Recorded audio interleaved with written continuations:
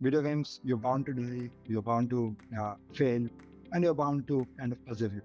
Correct? You'll come back, you'll try again, you'll go back again and try again. And this is an endless.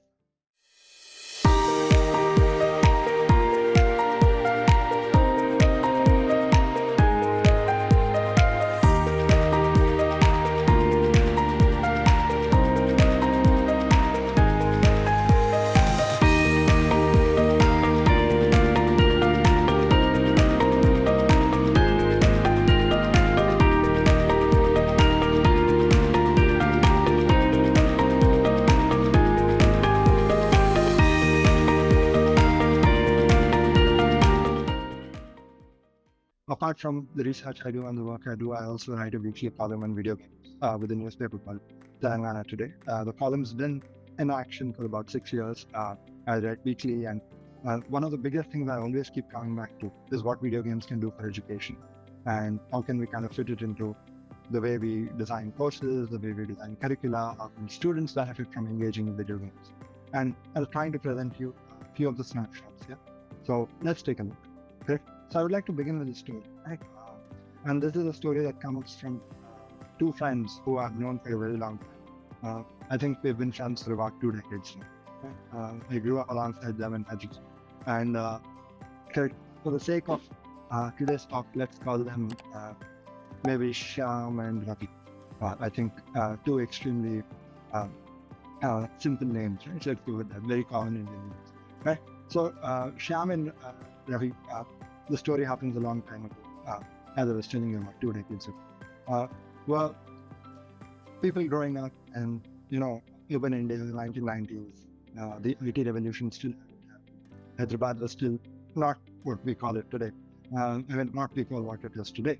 It was a little bit more, what do you say, a smaller city in that sense. For example, it was easier to cycle down,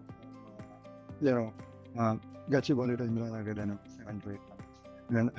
And it wasn't that far from Hyderabad University. So anyway, moving on. So the 2 of them were aspiring to become engineers, and ever since I knew them growing up, it was something they always wanted to do. Okay, so with Ravi, his parents were extremely, open about how they wanted him to go ahead with his education. They let him have as many experiences as possible. They used to read a lot. He used to write poetry. They used to, in the summers he was swimming. In the winters he was out making stuff, trying to get things happening and all that. Right? So he was going through a lot of those things, trying to be as creative as possible. Summer camps. The more I thought about him, the more I could keep thinking about how structured his childhood was. With Shyam, on the other hand, his parents were very, very okay? So they were very, very scared about the fact that, it was extremely important for him to do well in school. So even before, the next academic year started, Shyam would know the syllabus throughout. He would have gone through all the textbooks. He would have gone through all the assignments. He would know what it was to ace the exam, how he would do it. And both of them did fairly okay through school. Predictably, Shyam had some of the best scores possible.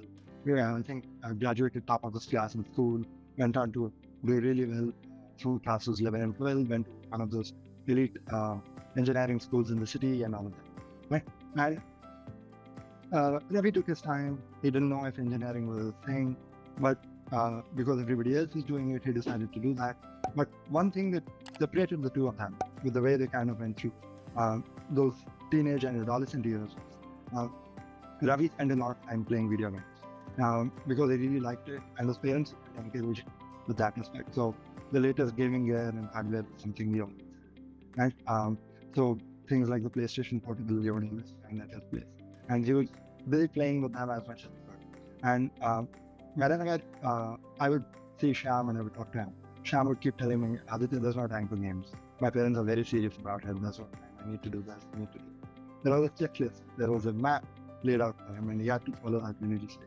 He would go to school, come back, endless number of tuitions, endless number of assignments, and all of those things. Everything tick, tick, tick, tick, tick. Right? So anyway, you must be wondering. So let me come to the point. So about 5 years ago, both of them decided to interview for one of these jobs at an investment banking organization. This is one of those tier A organizations everybody wants to have on their resume. Again, I'm not naming the organization. And when they went there, they kind of realized that the only way to kind of get in through the early phases of the screening process was to go through a gamification. So basically, they had to play a game scenario, and they had to navigate. So Shyam looked at it, and he put it back in head. He was not able to understand what he needed to do. Right? He kept looking at it, he was trying to figure it out. But this is not something he natively did. Navi, on the other hand, had as much fun with it as possible. And I believe within 3 days, he had a job bank. Right? I'm not trying to say that getting a job at the bank was probably the ideal way, or was the right way to come out of it. But this is something quite interesting. And so the moment this happened, when I spoke to both of them after the interview and tried to figure out what really happened, I got two very, very different stories. Right? So for Shyam, it was almost like he had been cheated out of the opportunity. He was like, this is not something you ask in an exam. In a selection process. This is not something I'm supposed to know. I was never trained for this. You're supposed to test me for the skills. Okay? Ravi, on the other hand, it was all about, I had fun, and that was all that mattered. Right? So there are two very different perspectives to this, and we'll talk a little bit. So let me unpack that a little bit. Just some cliches. So when you think of the word success and you think of upward social mobility, and you always think that there is a responsibility to contribute in society to become successful people. We're growing up or molding the next generations of tomorrow to try and achieve success. You always find cliches like this, right? So always think, analyze, plan, keep trying, keep doing. But these are easier said than done, right? On the other hand, if you do not look at it only from an Indian context, if you look at it from a global context, again, similarly, there are cliches to success there as well. So you try and talk about what is your preliminary plan towards a career, how you would want to make that plan something more comprehensive, what kind of internships would you like, where would you like to do part-time work, how would you volunteer, how would all of this connect to your goal. But again, these are formulae that don't really guarantee things, right? Because if you look at them not as steps to grow and learn, but rather look at them as, things of a bucket list or of a checklist, then the meaning of the whole process is kind of lost, right? So come back to the gamification side. So what really went wrong for Shyam? He did most things right, went to the right places, went to the right institutions, put in as much effort as they could, learned as much as they could. Okay? Now, what really happened? Correct. Why did he not get that one socially desirable job that society deems as probably where he should have landed? Okay? Which brings us to the next question. How is gamification of syllabus in the story? Okay? How is this thing that we're not prepared for? Okay? And I'll kind of stop the story here. And let's go back into this, try and put ourselves in the shoes of Shyam or anybody who's faced the gamification, right? Where you're given a scenario where you need to kind of play a game or play a role, envision something and try to solve this problem, correct? And you're trying to figure out how to navigate that space, correct? There's a problem in our understanding of the challenge in this, right? So gamification is something that's incredibly huge. A lot of organizations now look at it as a way of trying to understand not just how much people can process information and learn things, but also about how they're willing to act and face challenges, how they're willing to restart, how they're willing to analyze information, and a lot of that. Right? So the problem is on a slightly larger society level. Right? So if we go back to that, if we go back to the fact that Shyam was very clear all through his childhood, where he kept telling me that games don't matter. This is not something I have the time. This is too trivial, and there's no time for it. Okay? That also means, in a lot of times, in childhood, there's very little time for leisure. There is very little time for play. There is very little time to think of things in non-academic ways. To not think of things that would probably, so every kind of act that you're doing, you're looking at it as a skill that would probably lead to some sort of a career opportunity. Okay?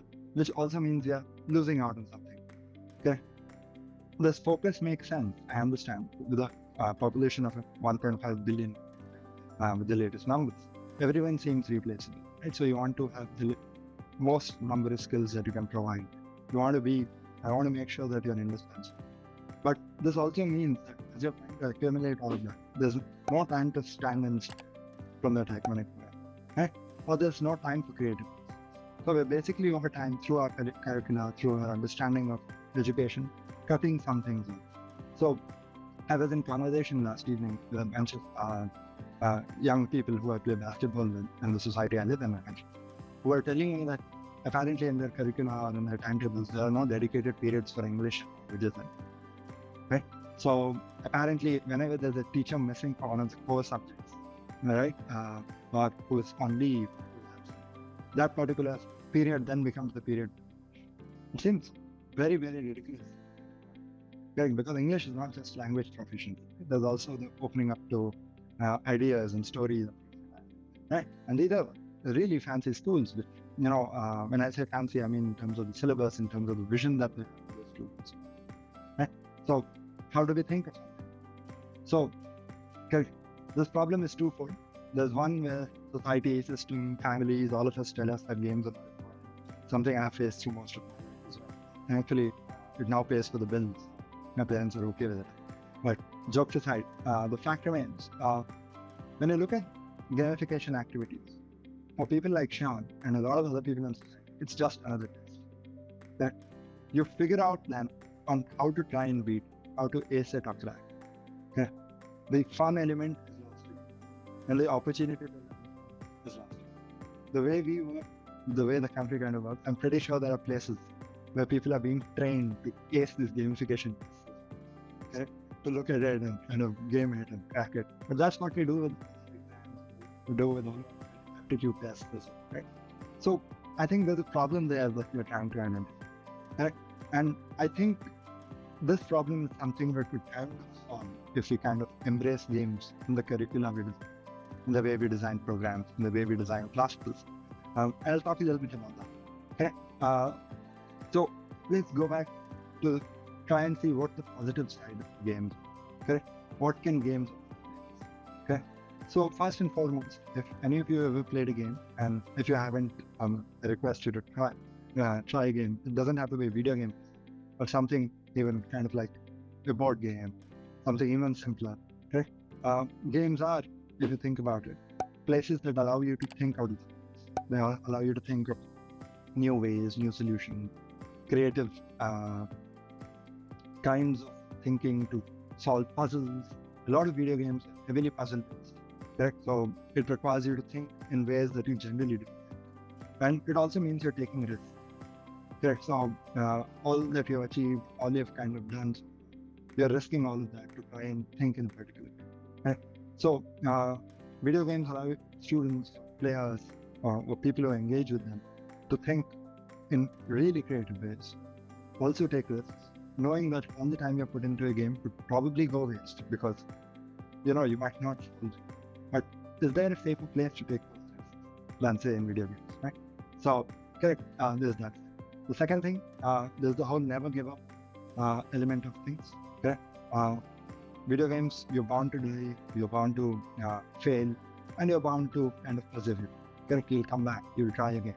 You'll go back again and try again. And this is an endless cycle. So which means that you're always going to struggle, you're always going to persevere. And it also means that when you face failures, probably not going to stop. Correct? Also means, right, so each time you fail, you value success so much more. So you value success, you know how to get there, you think through it, you do not think of it as a chance encounter, or you do not think of it as something that is guaranteed to you. Correct? Or not something, as a point of privilege, but something that you work towards. Right? So that's something students could value. The other element is dealing with failure. One of the biggest challenges we have seen so far with at least students who are either millennials or in Gen Z is that their ability to handle failure is limited. Okay? And why is that? I have a couple of ideas for that a little later in one of the next slides, but this is something to think about. Right? So probably places like video games where you fail and keep failing till you succeed probably is one way to look at it. And of course, if you look at video games, places where you are involved in multiplayer activities, try and form friends, try and form bonds, and people you can trust, forge communities, things that probably should have happened in the playing fields, in the playing grounds when I'm growing up. But again, where are those places? Where is the time? Right? These are bigger questions, right? So as we move towards some sort of an urban country where there are hardly any places for kids to play or young people to play, where do we find places to form friends and find people you can trust? Situations where video games could be those kind of places. So think about these as I move on a little, correct? And try and tell you what happens. Okay? So these are just snapshots. The research is a lot more detailed, but I'm trying to present some sort of bullet points. Okay? One such study that I was part of was this 2-year study on the video game Pokemon Go. A lot of you might have heard of it, and if some of you have played it, for a lot of people around the world, it's the first way of encountering augmented reality. Right? So Pokemon Go was huge, and it was so big that at one point the game developer had to tell them, "Excuse me, we have not officially launched it in India. So can you kind of wait till we come for yours?" But when it did come to India, it was a very vibrant community, and lots of people were playing the game in many different ways. So my study or my research kind of looked at it. So looking at participants from Hyderabad, Bangalore, Delhi, Chennai, tier 1 urban cities where just trying to understand what makes the game really popular. Yeah, of course, there's a privilege there that young people have access to smartphones, have access to data and internet, of course. But a lot of the information or a lot of the data we're getting from that study was talking about how they were using Pokemon Go as ways to reconnect with society, to reconnect with places within the cities that they lost access to, they didn't have time. Correct? So how places where they used to go get haircuts, for example, suddenly had value because they could find a Pokemon. Okay? Similarly, they had reconnected with friends who were playing similar games. Correct? And a lot of them were even using the game to kind of reclaim roads and streets. Correct? Where you can't really play anymore. I mean, if you looked at the traffic in these cities, where exactly do you play? So they were looking at footpaths becoming sites of play, but in the world of Pokemon, because there were no other places to play. So this was quite interesting, right? Because leisure and the fact that young people must play to grow positively, that thing is, we cannot separate, right? The benefits of play for young people infinite. Right? How do we kind of get that? Right. So this was something that was really, really interesting. They began to think about how exactly does play mean students of the next, next 20 years, next 30 years, right? That it would become the norm, I guess, for schools not to have playgrounds. Residential societies not to have parks and things like that.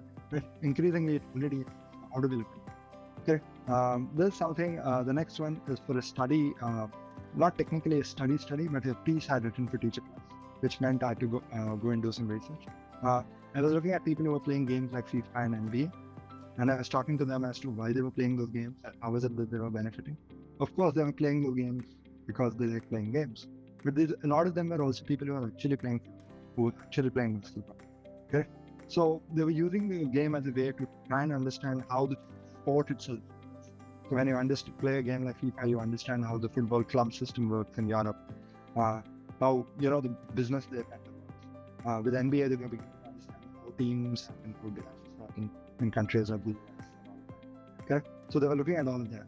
But what I found really funny, a lot of them were also trying moves and skills that they were doing in game and the field.